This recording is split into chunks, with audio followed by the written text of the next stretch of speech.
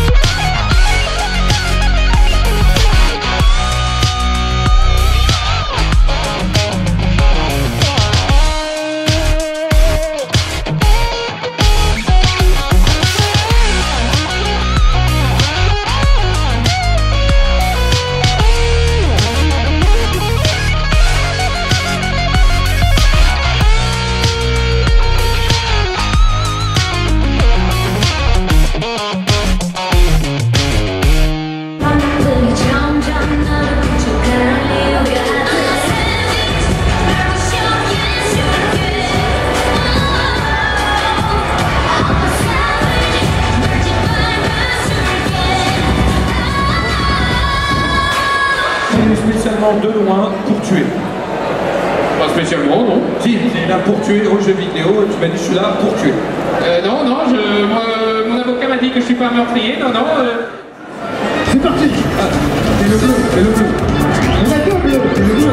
Alors, on peut voir qu'il y en a un qui est plus serein que l'autre. Bah, le rouge c'est Monsieur Garcin, et en bleu c'est Stéphane. Stéphane qui a le bouclier. Stéphane, c'est la manche, c'est partout. Trouvez les boutons, Stéphane déjà, parce qu'ils connaissent pas les boutons, ils découvrent le jeu. Là, Garcin là, Stéphane, c'est le bleu, c'est le bleu, c'est le bleu. Oui, Stéphane, c'est le bleu. Stéphane, Stéphane qui joue bien, Stéphane n'a jamais joué au jeu, il joue bien. Pour l'instant, Stéphane qui joue. Stéphane qui a perdu une vie, Stéphane qui a perdu la première vie, Stéphane qui n'a plus qu'à moins de vie du coup. Stéphane, Stéphane, les gars, oui, mais Stéphane, il a ton heure. Stéphane, laisse-moi. Stéphane, plante-toi. Les deux ont perdu, je pense qu'il a perdu. La planète hiver a perdu. Victoire.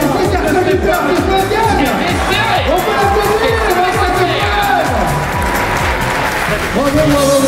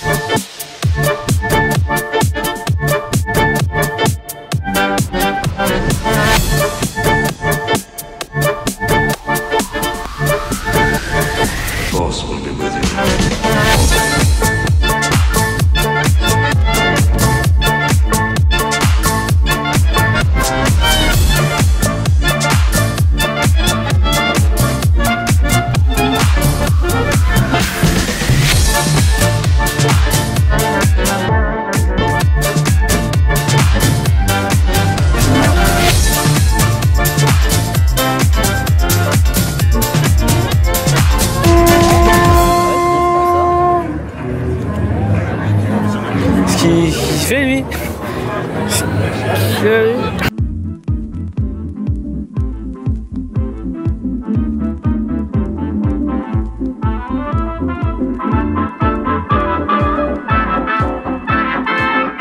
Remember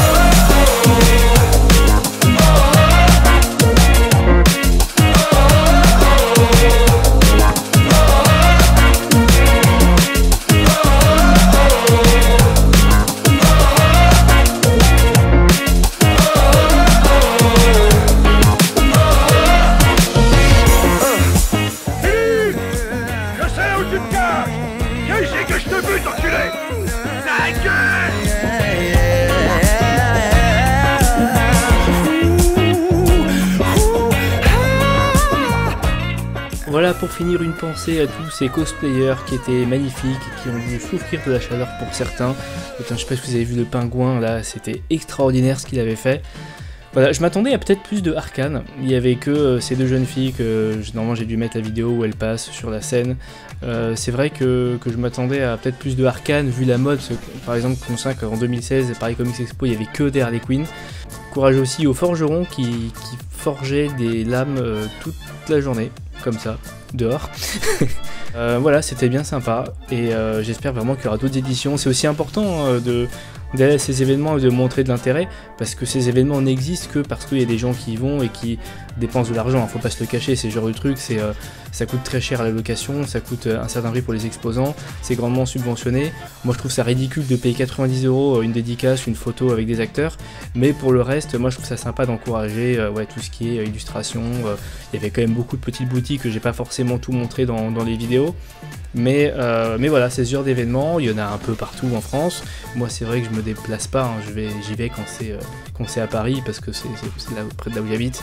Et c'est vrai que c'est souvent là aussi où il y a le plus de monde, il y a le plus de chances de rencontrer des gens. Mais il y en a qui se déplacent et il y en a qui font tout, courage. Moi non, c'est vraiment le petit plaisir occasionnel, et à l'occasion, encore une fois, si je crois certains d'entre vous, n'hésitez pas à venir me parler. Là effectivement, j'ai prévenu le jour d'avant, un peu comme d'hab. Le repas du midi et la racletterie, c'était très bon. Et donc j'espère cette année me rendre à la Paris Games Week, quand même, après 3 ans d'absence.